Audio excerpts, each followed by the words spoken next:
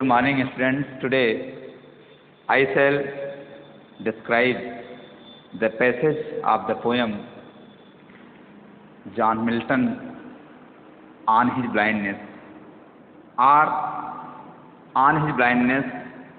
It is a poem which has been composed by John Milton. Today I shall describe one by one the passage.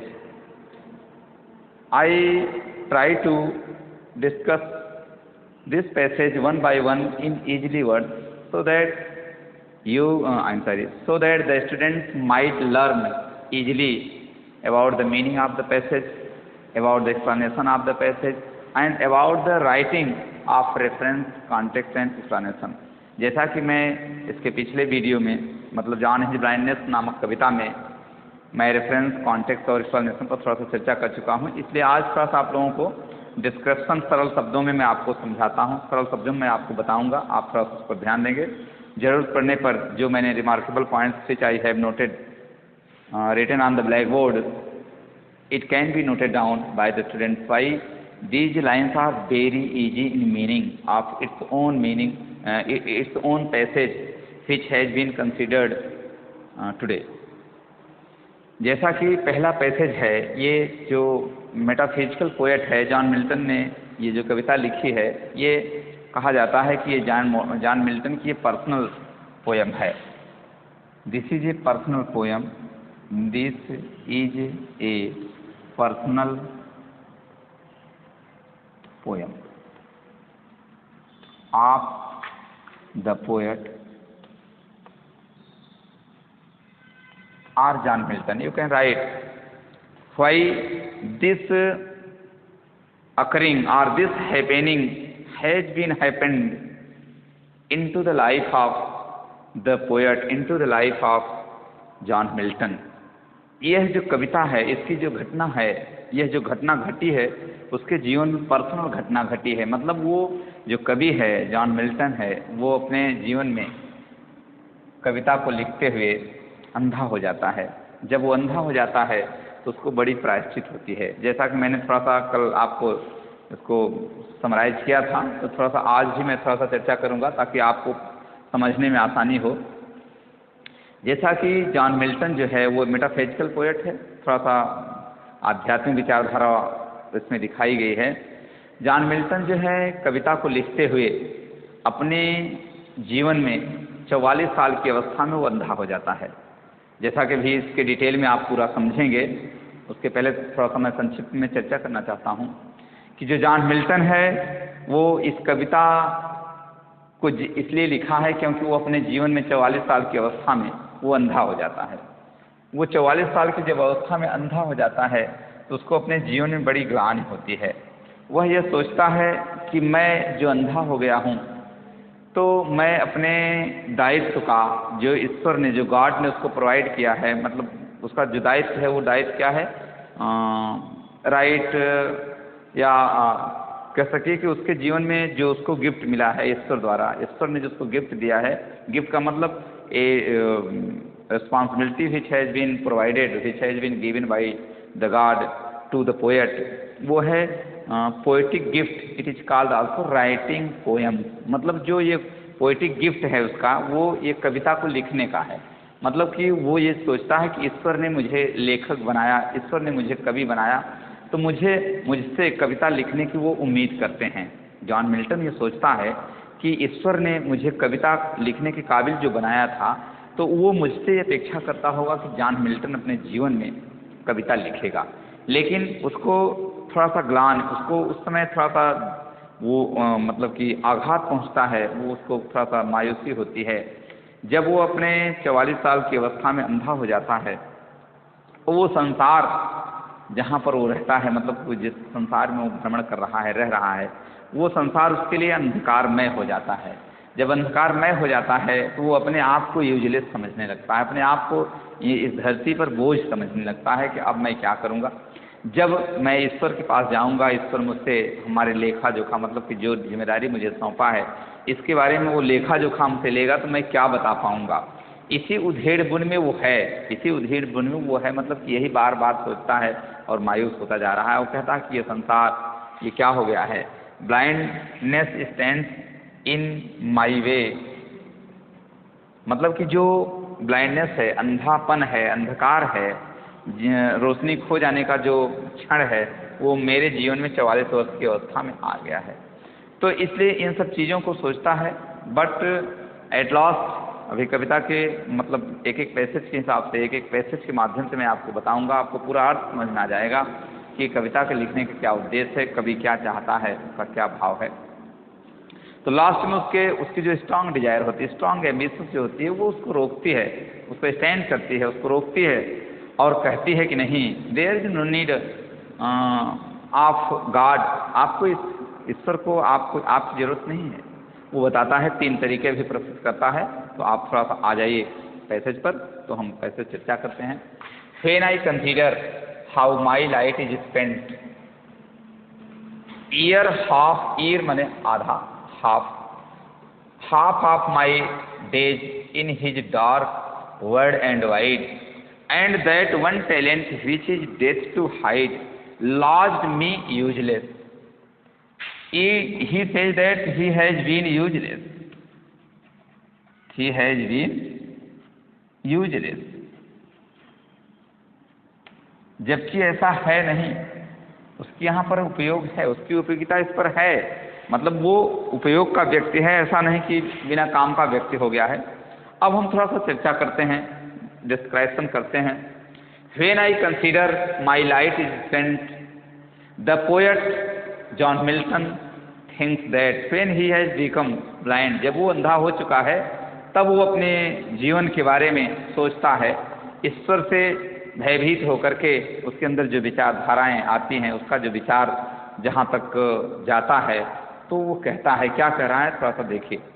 When I consider how my light is spent, जब मैं विचार करता हूँ, Milton laments the peculiar position in which he placed rich he because of his blindness.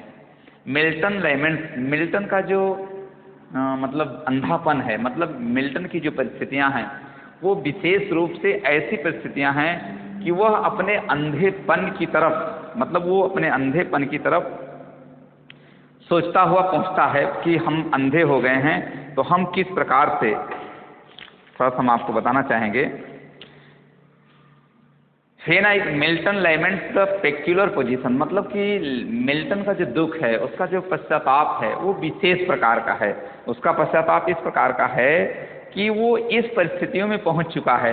He place, वो मतलब इस परिस्थितियों में उसका प्रायश्चित करने का जो भाव है, प्रायश्चित करने का जो मतलब कि प्रकार है, तरीका है, वो विशेष प्रकार से है। मतलब वो व्यक्ति अपने जीवन में अपनी मतलब कि आँख की रोशनी को खो चुका है।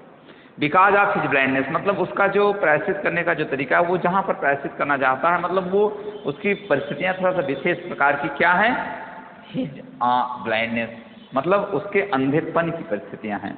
There is no poverty, there is no grief, but this मतलब कि diversion, he has diverted his sight of the eye into the blindness, मतलब वो अपने मतलब आँख की रोशनी को, मतलब जिससे वो देख सकता है, वो अंधेपन में उसको तब्दील कर चुका, मतलब वो अंधा हो चुका है। मतलब Milton laments the peculiar position, मतलब मिल्टन का जो दुख है, उसका जो संताप है, वो पेक्युलर माने विशेष रूप की परिस्थितियों में है। इन विच ही प्लेस, मतलब विशेष रूप की परिस्थितियों में वो पहुंच चुका है, क्योंकि वो अंधा हो चुका है। एकदम सरल सा शब्दों में उसका अर्थ है, आप समझ सकते हो, ये बहुत सरल शब्दों में मैंने लिखा है। क्योंकि मिल्टन जब अंधा हो जाता है, वो हमने बताया कि ये जो पोयम है, ये मेटाफिजिकल पोयम है। ये मेटाफिजिकल पोयम का मतलब होता है, ये मेटाफिजिकल पोएट है, मेटाफिजिकल ये पोयम है, मतलब कि आध्यात्मिक विचारधाराओं, मतलब इसमें आध्यात्मिक विचारधारा है, मतलब वो कवि जो है वो अध्यात्म के बारे में, ईश्वर के बारे में सोचता है। यहाँ पर उसके कहने का जो तात्पर्य है वह यह है कि वह इन सब बातों को सोच करके कि वह अंधा हो गया है, he has been quietly very sad, मतलब वो पूर्ण रूप से बिल्कुल और बिल्कुल बहुत उदास हो गया है। He is very much grieved, उसके जीवन में बहुत उदासी आ गई है, उस उदासी के बारे में, उस दुख के बारे में वो बहुत दुख के बारे में वो सोचते हुए कहता है कि क्या क्या कहता है, ही हैज बिकेम ब्लाइंड, वो अंधा हो चुका है। He is saying himself, he is thinking himself, he is thinking about himself, वो अपने बारे में ही सोचता है। क्या अपने बारे में सोचता है? He is very much grieved, मतलब वो बहुत द्रवित हो गया है, दुखी हो गया है। टू थिंक, ये सोचने के लिए बहुत दुखित हुआ है कि ही हैज बिकेम ब्लाइंड, वो अंधा हो चुका है। क्योंकि ये जो कविता का जो अर्थ है, कविता का जो संदर्भ है, वो कवि अंधा हो गया है अपने 44 साल की अवस्था में, तो वो अपने अंधेपन को इस प्रकार से व्यक्त कर रहा है जैसे the world has become darkness for him, the worldly position he has become blind, the world, the place, the living place where he is living became or changed into the blindness atmosphere, into the darkness atmosphere। इस प्रकार से कहने का तात्पर्य है कि वो जहाँ पर रह रहा है, जहाँ पर उसके रहने का माहौल है, जहाँ पर उसके रहने का स्थान है, वो क्या हो गया है? एकदम ग्लोमी हो गया है, वो सैडनेस पोजीशन में पहुँच गया है, क्योंकि पूरा संसार है उसको क्या तक दिखाई पड़ रहा है? अंधकारमय दिखाई पड़ रहा है। he is very much grieved to think that he has become blind, जैसा कि आप इसको समझ ही रहे हैं। It is very simple in meaning, अर्थों में यह बहुत ही सरल है। वो अंधा हो गया है। Before he has spent half of his life, मतलब he has spent half of his life. The poet again says that, John Milton again says that he has only needed, वह अपने जीवन को केवल बिताया है कितना? Half part of his life, अपने जीवन को केवल और केवल वो आधा, मतलब जो उसका जीवन था, what was considered bye John Milton. So he is saying he has only spent half life of his own life, मतलब अपने जीवन का आधा जीवन ही, अपने उम्र का half age of his life, मतलब अपने जीवन का आधी उम्र ही वो बिता पाया है। तब तक क्या हो गया? ही has spent of his life year half of my days in his dark world, मतलब ये कह रहा है कि अब हमारा जो आधा जीवन बचा है, मतलब कवि का जो है अब वो आधा जीवन मतलब कवि यही कह रहा है, जॉन मिल्टन ये कह रहा है कि मैं आधा जीवन ही बिता पाया था, तब तक मैं क्या हो गया हूँ? इन 44 years he has become blind, वो 44 साल की अवस्था में अंधा हो गया है। In his dark word and wide, अब मतलब हमारा जो आधा और जीवन बचा है वो क्या होने वाला है? And that one talent which is death to hide, he fails to make use of the poetic gift. अच्छा, the word seems dark and wide to the poet, मतलब कवि के लिए यहाँ पर कहने का तात्पर्य है कि कवि के लिए ये पूरा संसार, दो प्रकार से यहाँ पर आप विचार आ रहे हैं कि कवि के लिए ये पूरा वर्ड एंड वाइड जो चौतरफा जो फैला हुआ, जो जिसका फैलाव इतना ज़्यादा है, वो संसार क्या हो गया है? मतलब कि वो डार्कनेस हो गया है, चारों तरफ से संसार उसको अंधकारमय दिखाई पड़ता है। मतलब the word seems dark and wide to the poet because his blindness, उसके अंधेपन के कारण जो पूरा rest days of his life, मतलब उसके जीवन का जो और दिन शेष बचा है, he is appearing as it is full of darkness, मतलब ऐसा दिखाई पड़ता है कि ये पूरा क्या हो गया है? डार्कनेस हो गया है। मतलब जॉन मिल्टन ये सोचता है कि आधा जो जीवन मेरा बचा है उसको, वो भी उसके लिए यूजलेस ही दिखाई पड़ता है, मतलब उसको यूजलेस समझता है। क्यों? क्योंकि वो जानता है कि जब वो अपने गॉड, अपने ईश्वर के पास उपस्थित होगा तो जो उसका ईश्वर है वो उससे हिसाब मांगेगा कि तुम जब अंधे हो गए थे तो तुमने क्या किया अपने जीवन में। यही बातें उसके दिमाग में बार बार आती है। So he fails to make use of the poetic gift, जो उसको जिम्मेदारी क्या मिली थी? God has given the responsibility to write the poem or he was provided the poetic gift as a responsibility of his life, मतलब उसके जीवन में उसको एक जिम्मेदारी के रूप में कविता को लिखने की जिम्मेदारी दी गई थी वो ईश्वर द्वारा। तो वो क्या करता है, he fails to make use of the poetic gift. अब वो ये कहता है कि हम तो अब असमर्थ हो जाएंगे द पोएटिक गिफ्ट, मतलब उसके ईश्वर द्वारा जो उसको पोएटिक गिफ्ट मतलब कविता को लिखने का जो जिम्मेदारी उसको दी गई है, उससे वो क्या हो जाएगा, फेल हो जाएगा, उसमें वो असफल हो जाएगा। इसलिए असफल हो जाएगा क्यों, ही हैज बिकेम ब्लाइंड। आप देखते रहिए।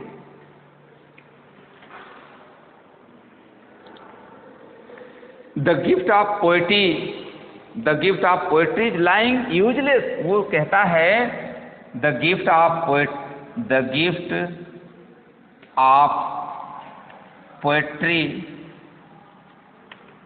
इज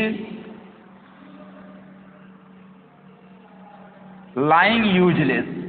कहने का मतलब कि उसको जो ये जिम्मेदारी दी गई थी, कौन सी जिम्मेदारी, कविता को लिखने की जिम्मेदारी, वो अपने जीवन में निराश होकर के ये भी सोच रहा है कि ये जो पोएटिक मतलब कविता को लिखने की जो जिम्मेदारी थी वो भी हमको लगता है आगे चल कर के यूजलेस हो जाएगी। मतलब he has been very hopeless, वो बहुत उदास हो गया है। जैसे when a man has became blind और has hopeless, so he thinks about himself in many times, how will he complete his rest work, how will he complete his responsibility, how will he complete the responsibility which has been given by the God। मतलब वो तरह तरह की बातें, क्यों, जब आदमी अंधा हो जाता है, जब आदमी अपने जीवन में निराश हो जाता है, जब आदमी अपने जीवन को जीते हुए असफल हो जाता है, जब आदमी अपने जीवन को जीते हुए उसके जीवन में ठोकरें ही ठोकरें दिखाई पड़ती है, तो उसके मन में एक ऐसे विचार आते हैं where there is no any kind of light, मतलब जहाँ पर किसी प्रकार का कोई प्रकाश न हो, मतलब वो जीवन प्रकाशित होने का जरा सा भी उसमें लक्षण नहीं दिखाई पड़ता है, मतलब वो जीवन में आशा दिखाई ही नहीं पड़ती है। इस प्रकार से the poet John Milton fails to make use of the poetic use. वो कहता है कि अब मैं पोएटिक गिफ्ट को, मतलब कि जो हमको जिम्मेदारी मिली है वो भी हम नहीं कर पाएंगे, उसमें भी हम असफल हो जाएंगे। आगे क्या कहता है, लॉस्ट विथ मी यूजलेस। वो कहता है क्या कि that one talent which is death to hide, the gift of poetry has become useless, no use, there is no use which is given by the God. ये कहता है कि हमारा जो मतलब कि टैलेंट है, हमारे अंदर जो टैलेंट है वो कहाँ जा कर के छुप जाएगा। कभी ये कहता है उसके कवित्व का प्रयोग अब वो नहीं कर पाएगा। क्यों, which is death to hide, जो जीवन, जो उसका रेस्ट जीवन है, जो बचा हुआ जीवन है, वो जा कर के उसमें किसमें, मृत्यु में फैल जाएगा, मृत्यु में छिप जाएगा। मतलब देयर इज नो यूज, मतलब वो अब इंतजार करता है कि हमारा जीवन जो बेकार है तो हम क्या करेंगे, हमारा जीवन जो है मृत्यु में जाकर के समाहित हो जाएगा, मेरा कोई यूज यहाँ पर नहीं है। आगे क्या होता है, lodged with me useless. Lodge means होता है रहना, रहने का स्थान, मतलब उसके जो रहने का स्थान है, मतलब वो जहाँ पर रह रहा है। The poet means to say that lodged with me useless, मतलब हमारा रहना भी तो व्यर्थ हो रहा है, मतलब मेरा रहना भी बेकार हो गया है और मैं यहाँ जो रह रहा हूँ वो उसका कोई यूज नहीं होता है। वो कहता है कि the God knows if he does not do so. अच्छा, वो थोड़ा सा और सोचता है, क्या सोचता है, if the God knows that if he does not do so, यदि वो ऐसा नहीं करता है तो क्या उसके मन में एक वो आती है, विचार आता है, वो क्या, गॉड विल पनिश हिम। ये फिर वही बात कहता है कि यदि वो ऐसा नहीं कर पाता है, ऐसा क्या नहीं कर पाता है, ऐसा न कर पाने का तात्पर्य है कि यदि वो अपनी जिम्मेदारी को पूरा नहीं कर पाता है, वो अपने मन में यही सोच रहा है, तो when he appear before the God, जब वो ईश्वर के सामने उपस्थित होगा, the God will punish him strictly. कहने का तात्पर्य है कि तब ईश्वर उसको स्ट्रिक्ट होकर के, मतलब ईश्वर उसको स्ट्रिक्टली पनिश करेगा, सजा देगा, दंड देगा।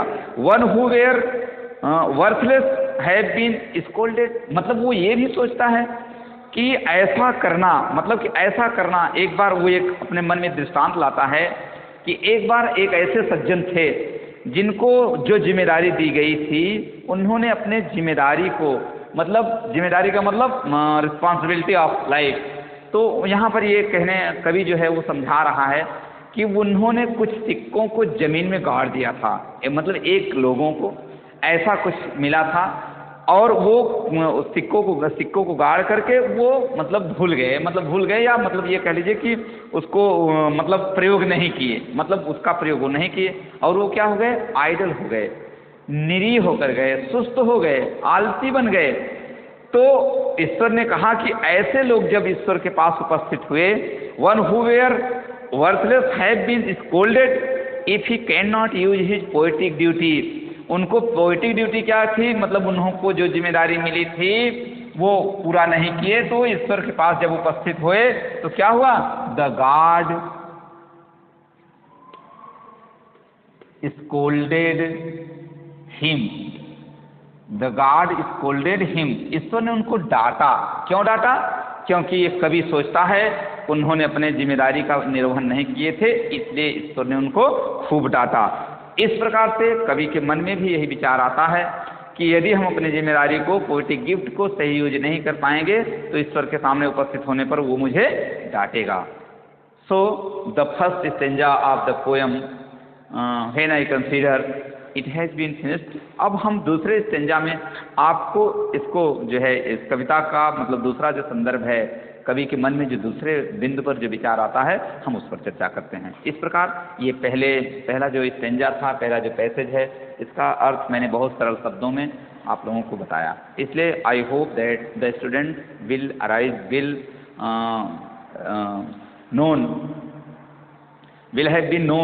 have known about the meaning of the passage, why the meaning of the passage has been changed into an easy passage, an easy meaning of the passage, मतलब कि उसको बहुत सरल शब्दों में मैंने इसको कन्वर्ट करके आप लोगों को बताया। इसलिए मैं उम्मीद करता हूँ कि आप लोग इसको सही मायने में, सही अर्थों में इसको लिख लेंगे।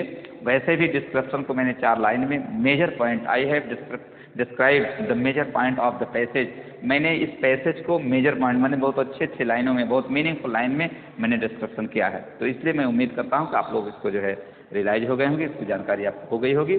अब हम आपको ले चलते हैं दूसरे पैसेज में।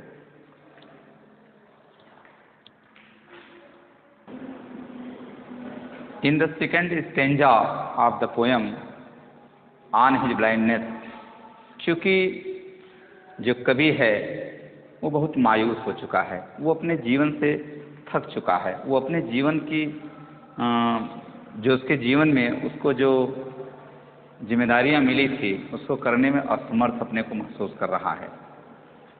सो in this passage, to serve there with my maker at present, my true account lest the returning child, doth God exact day labor, light denied, I fondly ask. The poet means to that he has lost his courage, he is asking, he is making a question with himself, वो अपने आप से ही प्रश्न कर रहा है। क्योंकि होता क्या है, जब आदमी अपने हौसले को खो देता है, आदमी होपलेस हो जाता है, आदमी निराश हो जाता है, आदमी को थकान हो जाती है, अपने जीवन की यात्रा को पूरा करते करते निराश हो जाता है, जब उसके जीवन में उसका मतलब उसके बदले में कुछ नहीं प्राप्त हो पाता है। जैसे there are many aims of the man, मतलब मनुष्य के बहुत से एम्स होते हैं, बट लेकिन when they would have been failure by getting their aims, they think that they have lost all things in his life, in their life. Why there is no any hope for them if they have been disturbed losing for anything else in their life। जब वो अपने जीवन में कुछ खोने के लिए hopeless हो जाते हैं, खो करके होपलेस हो जाते हैं, तो उनका जो मिशन होता है अपने जीवन का वो थोड़ा सा डगमगा जाता है। कवि के साथ भी ऐसा हो रहा है, थोड़ा सा आप देखिए। My soul is inclined to work in order to serve God. कवि ये कहता है, कवि अपने मन में भी जो बातें हैं उसको कहने से पहले वो कुछ कहना चाहता है, मैंने उसको पंक्तिबद्ध किया है। माई सोल, मेरी आत्मा, मेरे विचार, मैं मतलब the poet is inclined to work in order to serve God. मतलब वो सोचता है कि वह कार्य, जिस कार्य को ईश्वर द्वारा मुझे प्रदान किया गया है उसको करने का पहला मेरा विचार है। उसके जो आत्मा है वो उन्हीं से पहले घिरी हुई है।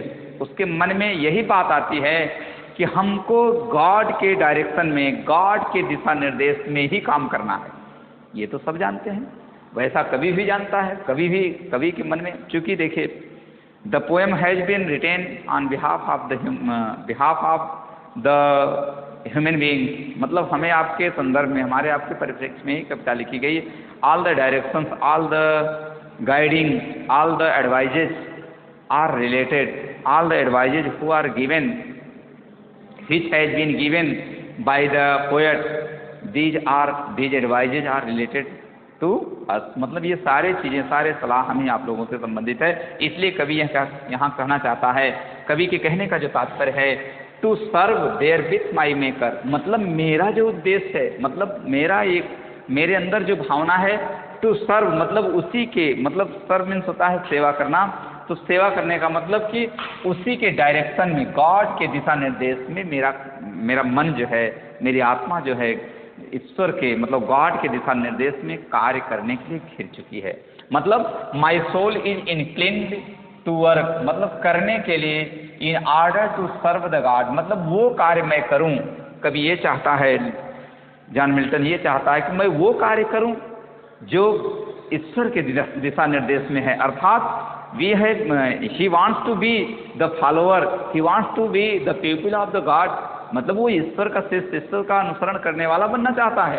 और क्या, मिल्टन्स लाइफ मिशन, मतलब उसके मिल्टन के, अब यहाँ पर देखिए मिल्टन्स लाइफ मिशन का मतलब है कि ये मिल्टन मतलब जो कवि है, अब वो यहाँ पर वो मतलब जो कवि है वो हमको एक प्रकार से गाइड कर रहा है, मतलब उसका जो उद्देश्य है वो अपना बता रहा है। अभी जो मायूस हो रहा था जो कवि, वो दूसरा, मतलब उसका वो कहने का दूसरा भाव था। यहाँ मिल्टन्स लाइफ मिशन, मिल्टन के जीवन का जो उद्देश्य है वो क्या था, was to justify the ways of God to man, मतलब कि ईश्वर द्वारा व्यक्तियों को, हमें आपको जो कार्य, जो जिम्मेदारी, कविता लिखने का जो कार्य, कविता लिखने की जो जिम्मेदारी या और प्रकार की जो कार्य हैं या और प्रकार की जो जिम्मेदारियां प्रदत्त की गई हैं, मतलब हैं, उसको जस्टिफाई का मतलब होता है कि the work which has been done so it is inspected, मतलब आप देखते हैं कि कोई कार्य होता है जिसको हम आप कर चुके होते हैं, तो वह कार्य जो होता है इंस्पेक्ट किया जाता है, उसका निरीक्षण किया जाता है, कौन सा कार्य कहाँ पर गलत है, कहाँ पर सही है। इसी प्रकार से मिल्टन भी अपने जीवन में ईश्वर के द्वारा प्रदत्त कार्यों को जस्टिफाई करना चाहता है। जस्टिफाई करने का मतलब उसकी समीक्षा करना चाहता है कि उसने कार्य सही किया है कि गलत किया है। माई ट्रू अकाउंट, मतलब उसके जो जीवन का लेखा जोखा है, माई ट्रू अकाउंट का मतलब उसके जीवन का जो लेखा जोखा है, उस लेखा जोखा को दुरुस्त करके रखना चाहता है। उसका मतलब कि वो जो उसके पंजिका के, उसके जीवन की पंजिका का जो हिसाब है, उसके जीवन के, मतलब वो अपने जीवन की पंजिका एक बनाई है, लाइक वी, मतलब लाइक अस, हम लोगों जैसा। जैसे एक क्या होते हैं, एक व्यापारी होता है, एक सेठ साहूकार होता है, वो हमारे आपके खातों का क्या बनाता है, लेखा जोखा बनाता है। हम कितना उधार लेते हैं, हम कितना उधार सामान ले रहे हैं, कितना पैसा हो गया, कितना देना है, कितना दे चुके हैं, कितना बाकी है, इस प्रकार से। तो यहाँ पर कवि के कहने का तात्पर्य है, the poet means to say that he has a personal ledger, he has a personal account which is being justified, which has been inspected by the poet, जिसको कवि द्वारा निरीक्षण किया जाता है, उसको देखा जाता है। लेस्ट कहीं ऐसा न हो द रिटर्निंग चाइल्ड, मतलब कि वो अपने जीवन के लेखा जोखा को सही रूप से न बना पाए, मतलब So he is very much desirous to put his poetic gift, मतलब वो कहना चाहते हैं कि he is very much desirous to put, मतलब वो कहता है कि जो कवि है वो कह रहा है कि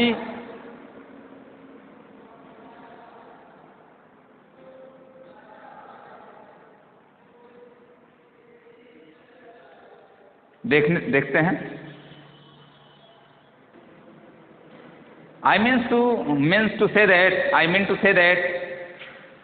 he is very much desirous, मतलब उसकी जो इच्छा है उसके अंदर एक गहरी इच्छा है to put his poetic gift. यहाँ मतलब है पोएटिक गिफ्ट का मतलब होता है ट्रू अकाउंट, मतलब कि उसके मन में एक गहरी इच्छा व्याप्त है, उसके मन में एक बहुत बड़ी महत्वाकांक्षा है, बहुत बड़ा विचार है to put his poetic gift, मतलब अपने जिम्मेदारी को निर्वहन करने के लिए उसके अंदर एक बहुत बड़ा विचार है, उसकी बहुत गहरी इच्छा है। The poet knows that like master in parable in the Bible. अब यहाँ पर थोड़ा सा दूसरी बात है, मतलब एक बाइबिल का वो दृष्टांत देते हैं कवि जो जॉन मिल्टन है, वो कहता है कि हमको पता है, मतलब कवि जानता है कि that like master in parable in the Bible, मतलब बाइबिल के कुछ पैराग्राफ में या बाइबिल में ऐसा प्राविधान है। क्या प्राविधान है? The master will be angry if he does not make good use of the poetic gift. अब ये बाइबिल का एक उदाहरण देते हैं, मतलब ये धार्मिक ग्रंथ है, ईसाइयों का एक धार्मिक ग्रंथ होता है, क्योंकि जो ये पोएट है जॉन मिल्टन है, ये लोग भी ईसाई हैं। तो इस प्रकार से वो अब एक धार्मिक सहिष्णु धार्मिक विचारधारा जहाँ पर जुटी हुई है, जैसा कि आप जानते हैं कि मेटाफिजिकल आध्यात्मिक, ये आध्यात्मिक कविता है, आपको मैंने बताया है आध्यात्मिक कविता है, आध्यात्मिक पद्य है। ये आध्यात्मिक पद का मतलब होता है कि if anyone believe in God, believe in a mighty power who handles all over the universe, all over the world, all over the earth, मतलब जो पूरे संसार को हैंडल करता है, संचालित करता है, उसमें विश्वास करने वाले विचार को आध्यात्मिक विचारधारा कही जाती है। तो यहाँ कहने का तात्पर्य है कि the poet knows that like master in the parable in the Bible, मतलब वो कहते हैं कि बाइबिल के कुछ पैराग्राफ्स में या बाइबिल धर्म ग्रंथ में ऐसा प्राविधान है। क्या प्राविधान है वो बताते हैं। The master will be angry if he does not make good use of the poetic gift, मतलब कहते हैं कि वो मालिक, वो ईश्वर, वो गॉड नाराज हो जाता है, नाराज हो जाएगा। कब? जब वह जो कवि है उसको जो जिम्मेदारी सौंपी गई है वो अगर उसको पूरा नहीं करेगा। तो कहने का मतलब है God doth God exact deliver light denied I found the earth. वो कहता है, कवि कहता है, जॉन मिल्टन कहता है कि अब देखिए ये अपने आप से ही प्रश्न कर रहा है। लाइट डिनाई मतलब उसको हल्के में जो है इनकार नहीं किया जा सकता, मतलब यहाँ डिनाई का मतलब होता है इनकार करना, मतलब थोड़े से, मतलब कि बहुत हल्के में नहीं लिया जा सकता। ये कहते हैं कि डथ गॉड, क्या ईश्वर, does God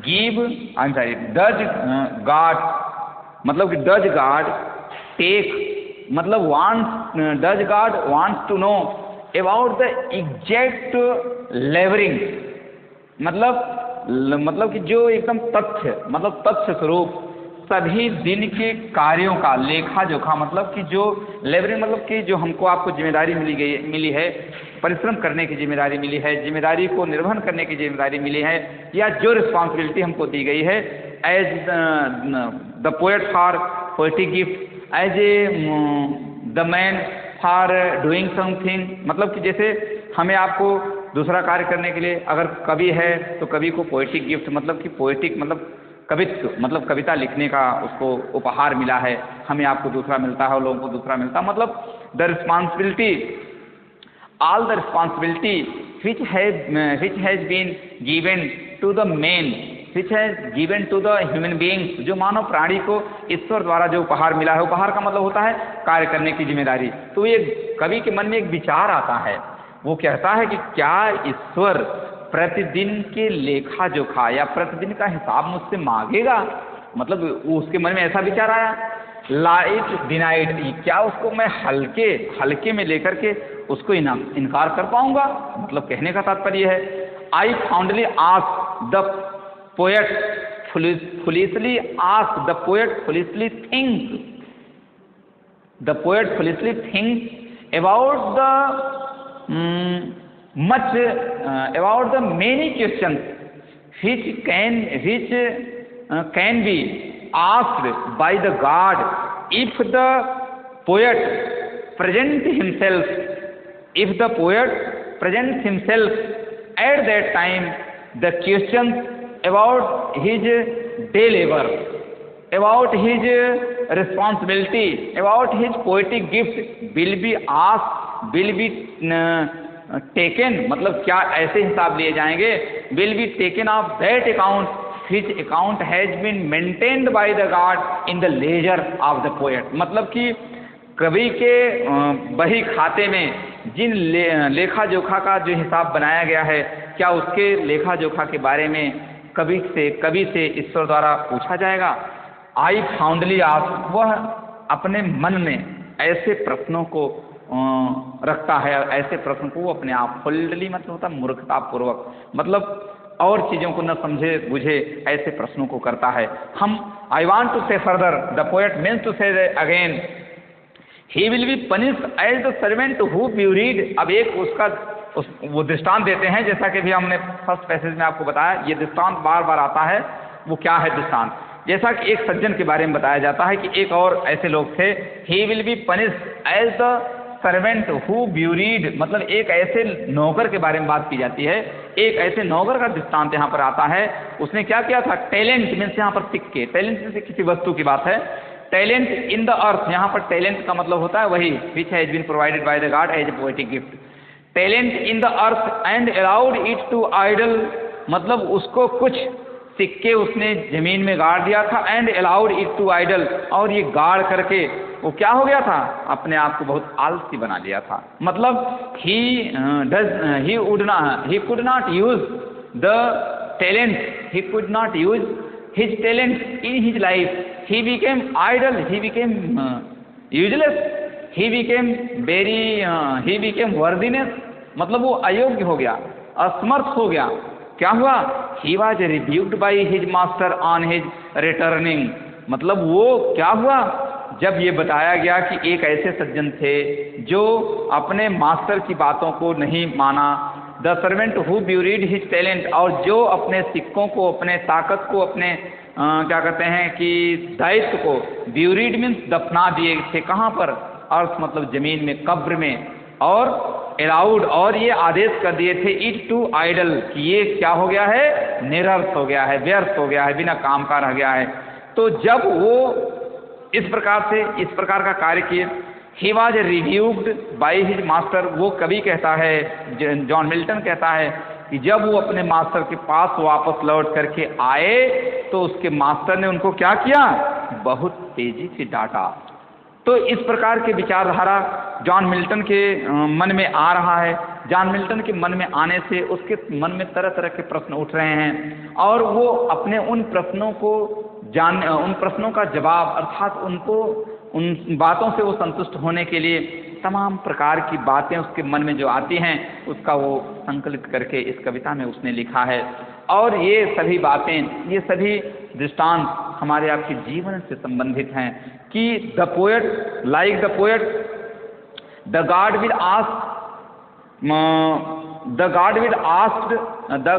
ask us such kind of questions, which questions is being raised in the mind of the poet, मतलब इस प्रकार के प्रश्न जो कवि के मन में, कवि के दिमाग में आ रहे हैं, वो प्रश्न हमसे भी पूछे जा सकते हैं। It is the thought of, it is considered by the poet, मतलब ये कवि जो है इस प्रकार का विचार कर रहा है।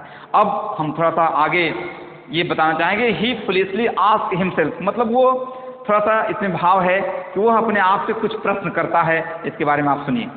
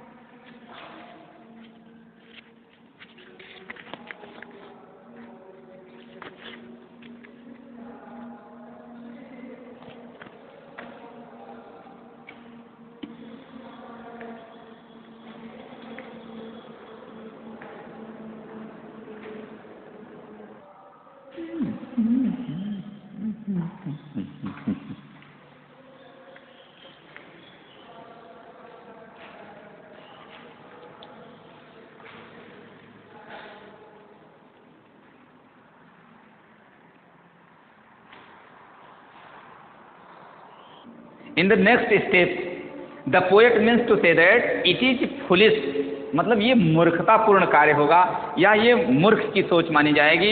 To doubt God's justice, to doubt God मतलब ईश्वर के न्याय पर अविश्वास करना मूर्खतापूर्ण कार्य माना जाएगा। गॉड्स इज ऑल पावरफुल, ईश्वर सर्वशक्तिमान है। He is called the king of kings, मतलब ये इसको राजाओं का राजा कहा जाता है।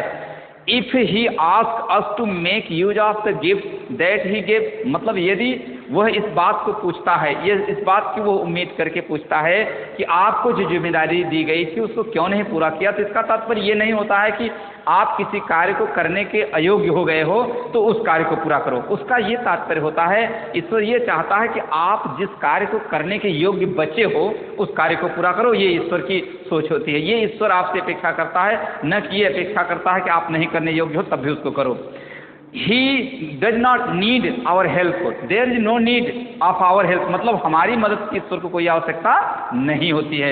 So God does not need man's work, so he is all powerful. It is said that he is all powerful, so there is no need of the help of the man to God, मतलब ईश्वर की मदद हम आप करें, ईश्वर की मदद कोई व्यक्ति करे, कोई मनुष्य करे, इसकी आवश्यकता ईश्वर को नहीं होती है।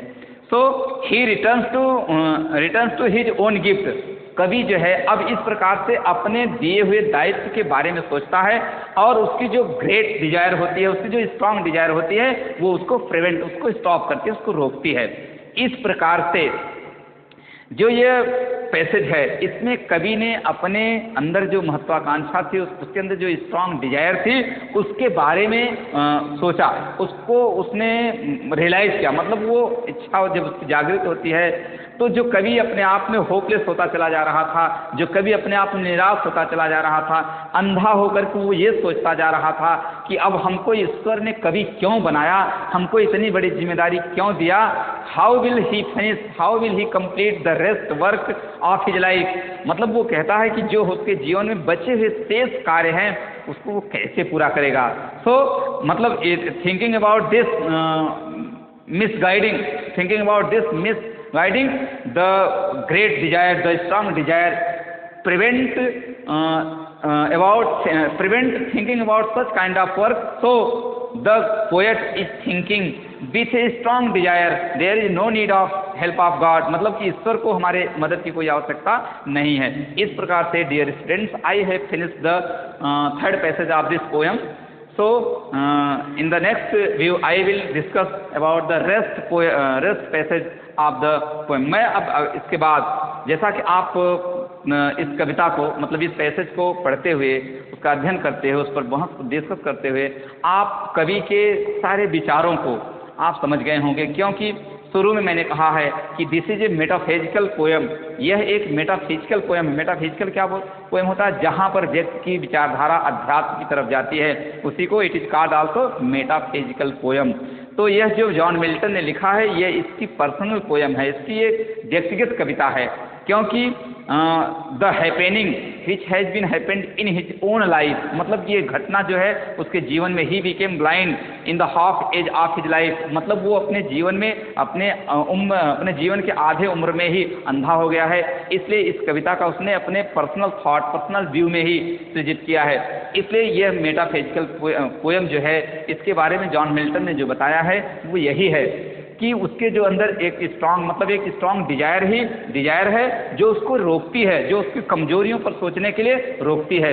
इसलिए इस पैसेज में कवि के अंदर एक महत्वाकांक्षा जागती है और वो ईश्वर के बारे में फुल्ली थारोली पूर्ण रूप से थोड़ा सा रियलाइज करता है। मतलब उसको आभास हो जाता है कि ईश्वर को किस किस लोगों की आवश्यकता है, किसकी आवश्यकता नहीं है।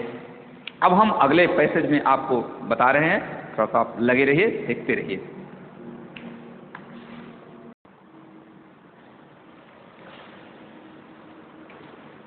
Reaching the last passage of this poem, the poem is pre-thinking of the life of the God। कवि अपने बारे में प्री थिंकिंग कर रहा है, पूर्व की सोच को जो है रियलाइज कर रहा है। वो क्या कर रहा है, थोड़ा सा उस पर चर्चा करेंगे। Those whom resign themselves completely to the will of God also serve him। कवि यह कहता है कि वे लोग, मतलब he provided three kinds of mentality of living life, मतलब वो तीन प्रकार के जीने वाले, तीन प्रकार के ईश्वर की सेवा करने वाले लोगों की चर्चा करता है। मतलब कि वो लोग, मतलब वो अपने आप को संतुष्ट करने के लिए, जो कवि है वो अपने आप को रियलाइज करता है कि मतलब उसकी जो स्ट्रांग डिजायर है वो उसको एडवाइस करती है कि कितने कितने प्रकार से लोग हैं जो जीते हैं, जो ईश्वर के लिए जीते हैं, जो अपने लिए जीते हैं। वो कहता है कि those whom are means the people whom resign themselves completely to the will of God also serve him. मतलब वो व्यक्ति जो अपने आप को पूर्ण रूप से ईश्वर के इच्छा के अनुकूल समर्पित कर देते हैं, वो भी ईश्वर के ही सेवक माने जाते हैं। कवि ने ये बताया कि वे लोग जो अपने आप को ईश्वर के इच्छा के प्रति पूर्ण रूप से समर्पित कर देते हैं, वो भी ईश्वर के सेवक ही माने जाते हैं, वो भी ईश्वर के सेवादार ही माने जाते हैं। और दूसरे बिंदु पर वो कहना चाहता है, अर्थात in the second point, in the second thought he describes about the second type of people who serve the God। मतलब वो कहना चाहता है कि मतलब दूसरे प्रकार के वे लोग होते हैं जो कैसे ईश्वर की सेवादार या कैसे ईश्वर के सेवक माने जाते हैं। दोज होम चेयरफुल्ली इंड्योर, मतलब वो जो प्रसन्नतापूर्वक अपने दुर्भाग्यों को सहन करते हुए जीते हैं, मतलब वो व्यक्ति भी जो अपने दुर्भाग्यों को सहन करते हुए जीते हैं वो भी ईश्वर के ही सेवक माने जाते हैं, अर्थात ईश्वर की सेवा करने वाले लोग माने जाते हैं। मतलब पहले वे लोग होते हैं जो अपने आप को समर्पित करके जीते हैं। मतलब अपने कवि जो है, the poet wants to satisfied why he has lost his half age of his life, मतलब उसने अपने जीवन को जो आधा खो दिया है, तो इसी प्रकार से वो अपने आप को निराश समझता है। तो उसको सांत्वना देने के लिए, उसको प्रफुल्लित करने के लिए 3 प्रकार के कॉन्सेप्ट आते हैं। पहला बताया गया जैसा कि जो समर्पित होकर के ईश्वर की इच्छा के प्रति जो समर्पित हो जाते हैं, अपने आप को पूर्ण समर्पित कर देते हैं, वे भी ईश्वर के सेवक ही माने जाते हैं, ईश्वर की सेवा करने वाले लोग माने जाते हैं। In the second concept of pre thinking of the poet, in the second concept of pre thinking of the poet, मतलब कि जो कवि है वो दूसरे भावों में क्या कहना चाहता है, हुम चेयरफुल्ली, जो प्रसन्नता पूर्वक, मतलब हुम चेयरफुल्ली इंड्योर, समर्पित कर देते हैं, द मिसफॉर्च्यून ऑफ, मतलब अपने दुर्भाग्यों को सहन करते हुए वो भी वही माने जाते हैं। In the third point, whom those whom are contented with their lord are God servant, मतलब तीसरे लोग वे लोग माने गए हैं, तीसरे लोग जो अपने भाग्य से संतुष्ट रहते हैं, मतलब जो अपने भाग्य से संतुष्ट रहते हैं, अपने कार्यों से संतुष्ट रहते हैं, अपने दायित्वों से संतुष्ट रहते हैं, वो भी ईश्वर के ही सेवक माने जाते हैं।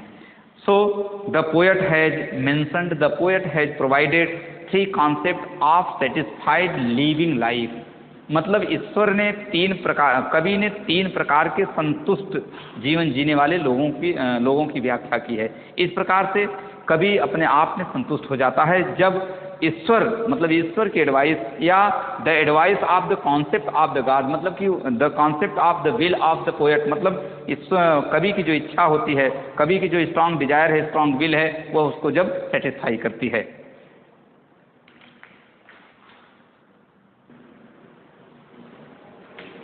In the last passage of the poem is, his state is kingly, thousand at his biding speed, and post over land and ocean without rest. They also serve whom only stand and wait. मतलब कि his state is kingly, मतलब उसका जो state है, मतलब यहाँ कवि जो है कह रहा है, सीधा सीधा अर्थ है, उसका जो स्टेट है, उसका जो राज्य है, उसका जो साम्राज्य है, वो राजसी ठाटों से भरा हुआ है। कहने का मतलब ये है, थोड़ा सा हम फ्लैश बैक करते हैं आपको।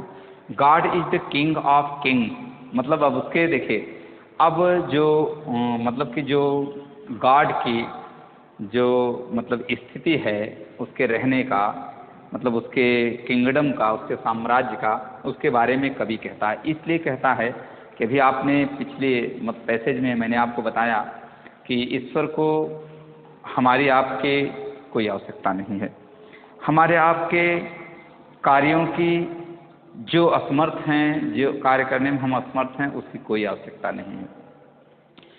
We have to perform our duty, I have to perform our duty, he has to perform his duty, उसको अपना कार्य पूरा करना, हमको अपना कार्य पूरा करना, जिसको जो कार्य मिला है, जिसको जो जिम्मेदारी मिली है, उसको पूरा करना ही ईश्वर का कार्य है।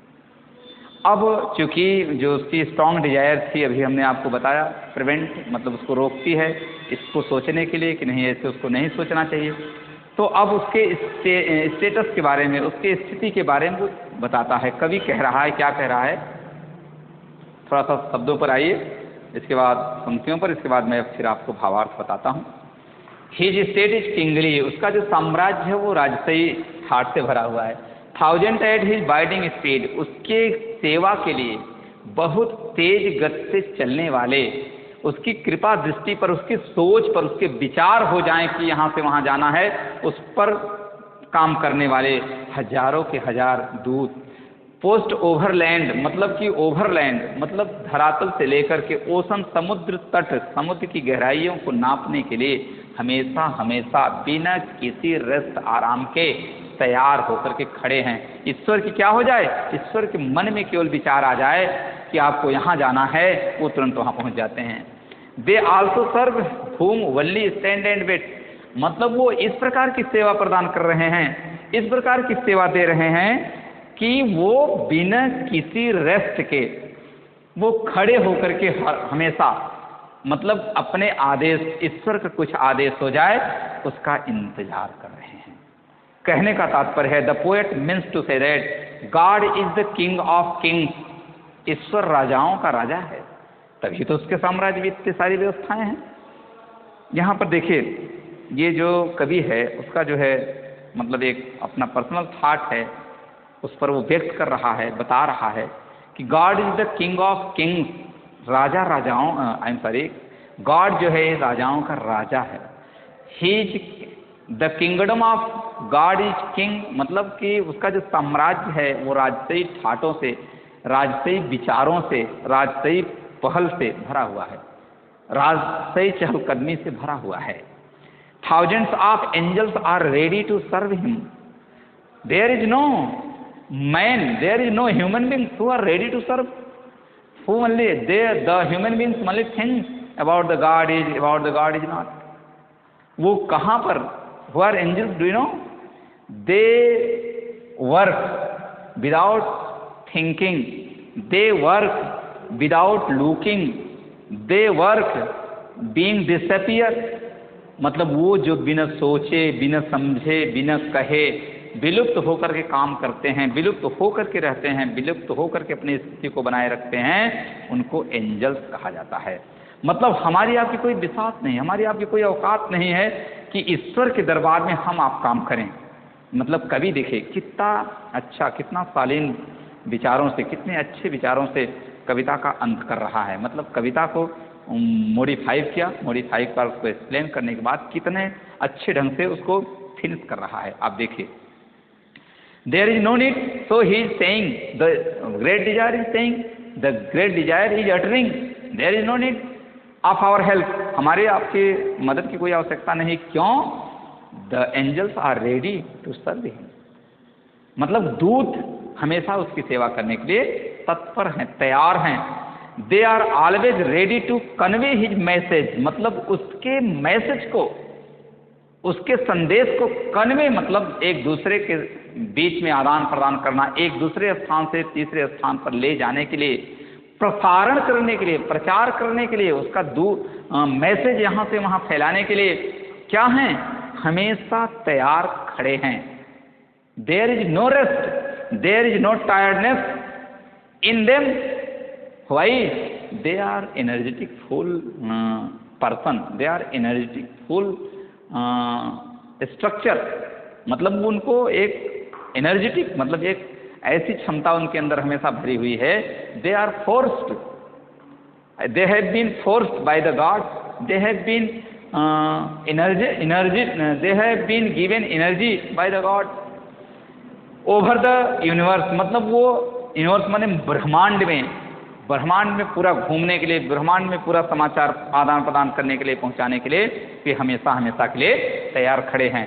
दे फॉलो हिज ऑर्डर, उसके आदेशों का पालन करने के लिए, उसके आदेश, मतलब हिज मीन्स यहाँ गॉड है, हिज मीन्स गॉड, यहाँ पर ईश्वर के आदेशों का पालन करने के लिए हमेशा, अनुसरण करने के लिए हमेशा तैयार हैं।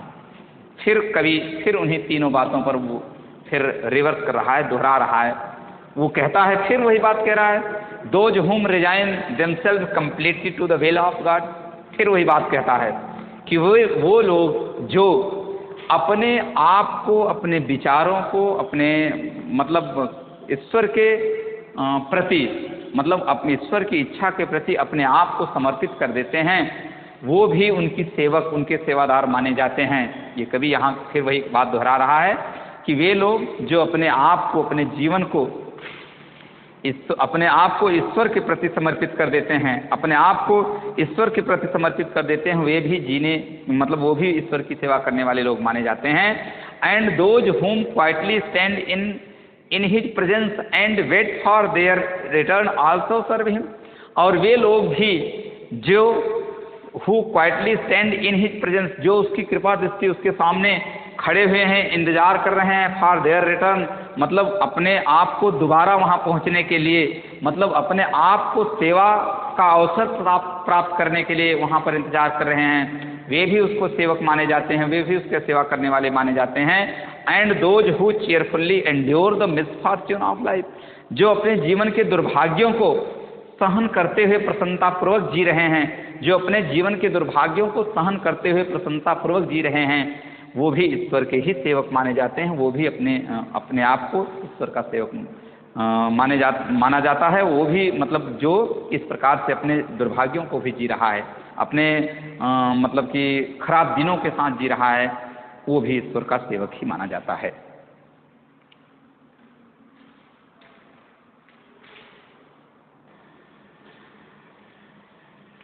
At last,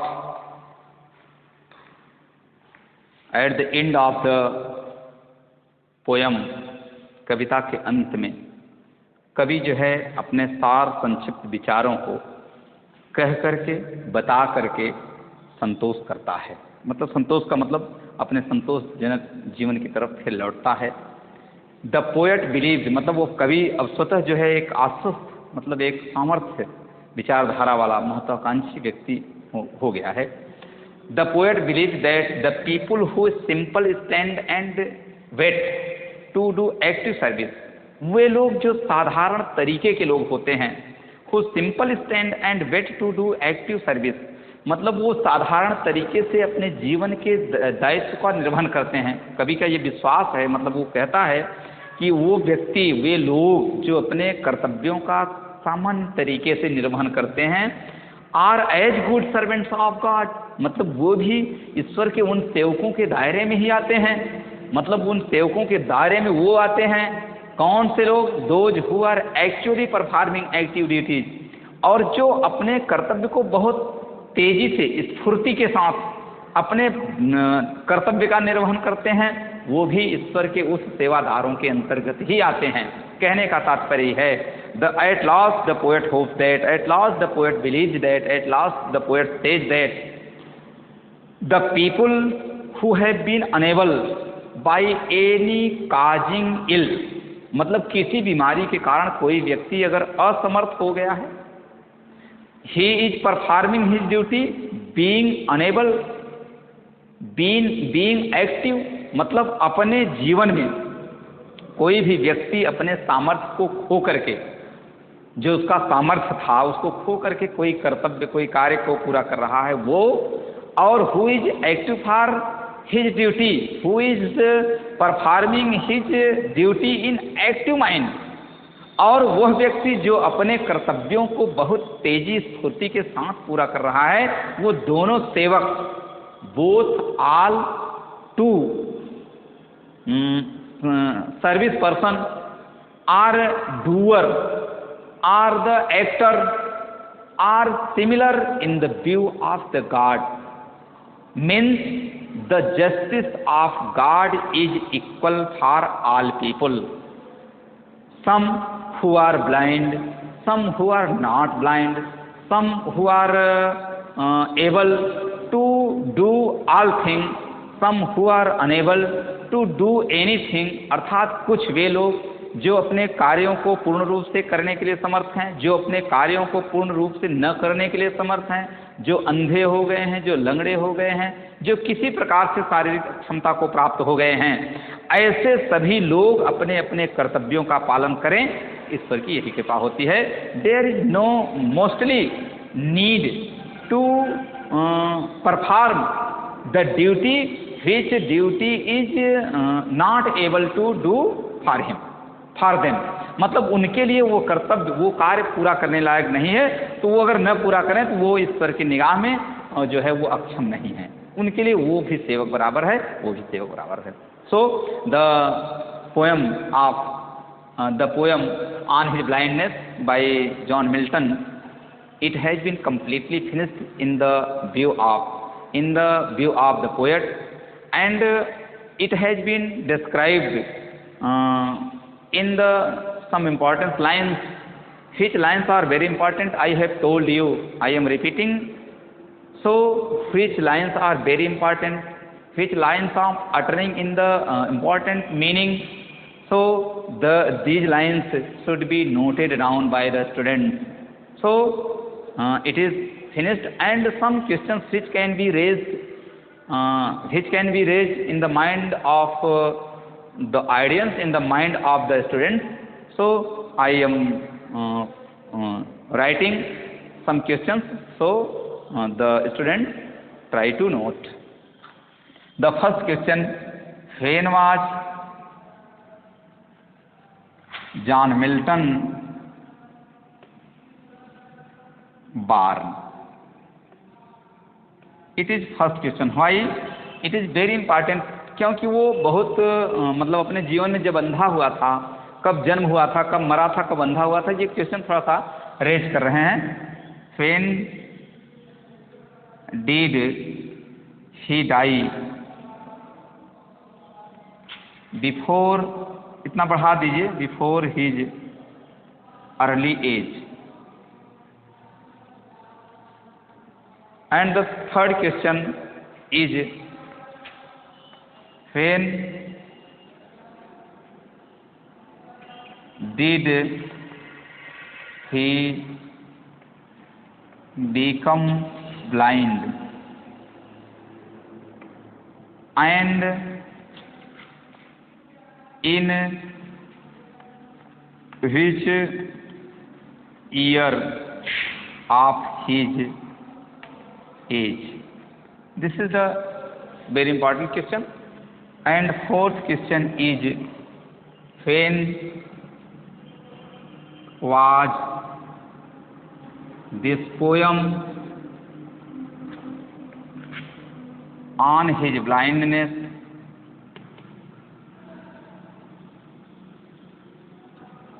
written? And last question is, what kind of poem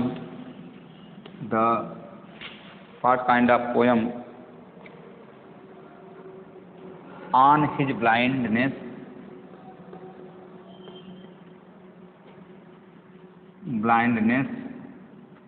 is? कहने का तात्पर्य है, आप प्रश्नों को थोड़ा सा फिर समझ लीजिए.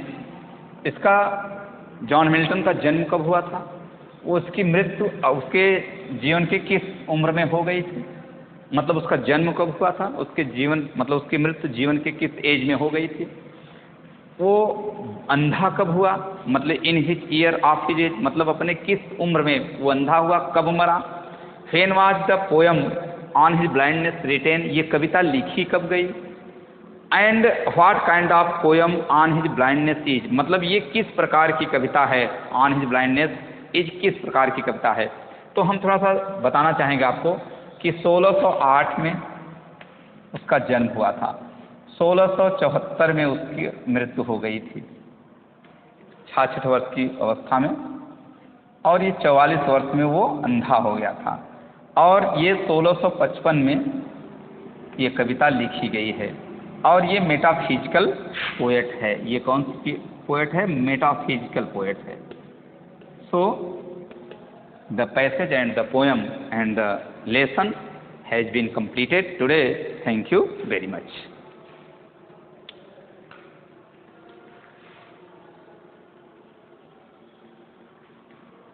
In the next visit, I will discuss the second poem of Alexander Pope from Easy on Man.